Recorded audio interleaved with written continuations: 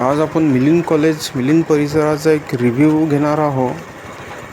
महामानव डॉक्टर बाबासाहेब आंबेडकर यांनी निजाम शासनाकडून संभाजीनगर औरंगाबादच्या परिसरामध्ये जी जागा मिळवली होती, त्या ठिकाणी बाबासाहेबांनी भव्य मिलिंद कॉलेज बांधलं.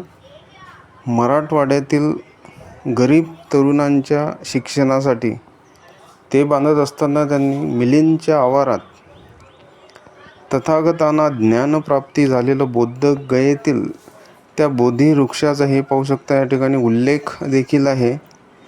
तथागतांना ज्ञानप्राप्ती झालेल्या बोधी वृक्षाचं एक बीज म्हणून, एक रोप म्हणून या परिसरात लावलं. आज त्याचं पहा किती भव्य बोधिवृक्षात रूपांतर झालं आहे.